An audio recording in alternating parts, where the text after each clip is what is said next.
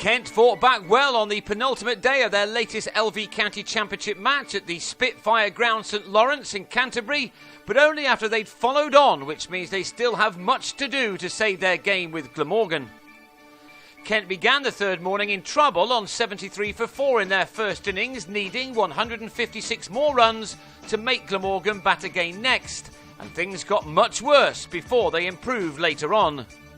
Only 7 more runs had been added before the Welshman picked up the big wicket of the informed Darren Stevens, who, having made only 10 this time, left a straight ball from Jim Allenby alone, right in front of his stumps.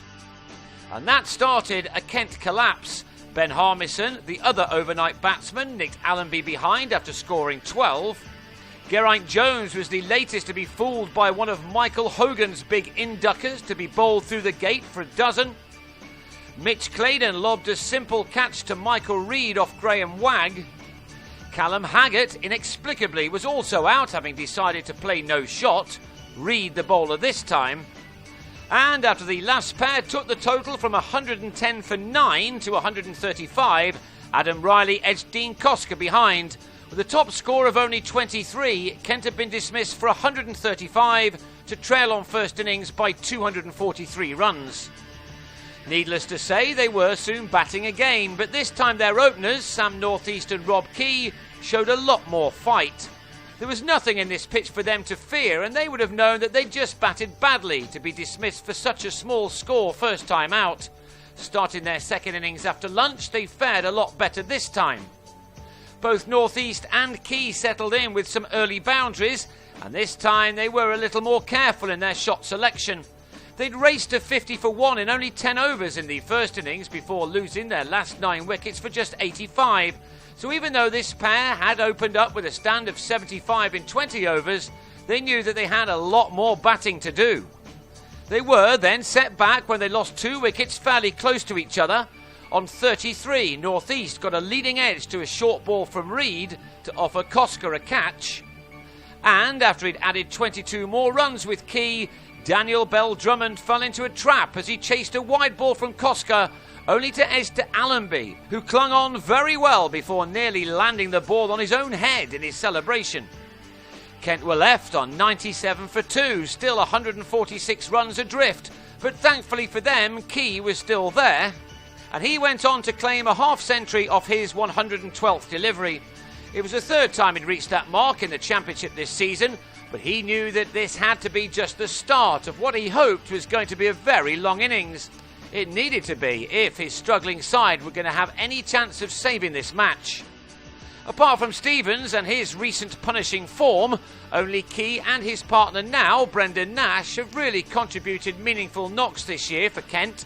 By the end of this day, both had got to 500 championship runs. No bad effort in a team which has yet to win a 4-day game. Key was batting really well by now, while Nash continued the kind of form he's been producing for much of the summer. He began this campaign with 150 after another, and although he hasn't kept that up, he has still been the main threat for the opposition near the top of the batting order. The former West Indian cricketer looks very composed at the crease once he gets himself in. This shot for 3 carried him to his 50 for the 6th time this summer. Twice he's converted such starts into hundreds. This one, under some pressure, was an extremely good innings.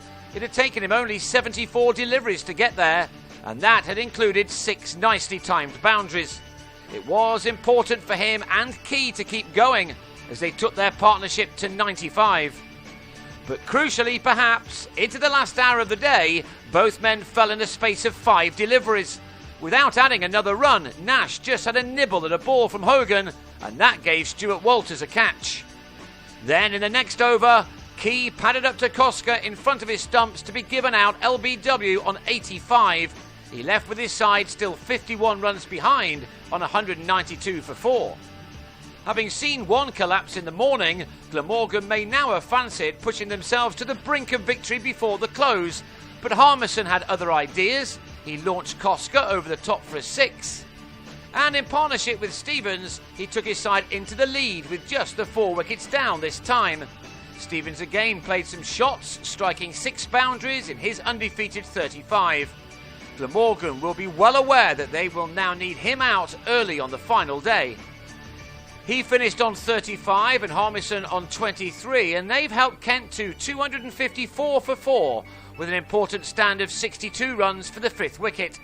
That means that they go into the last 3 sessions with a lead of just 11, and they certainly won't have given up hope yet of turning this game around.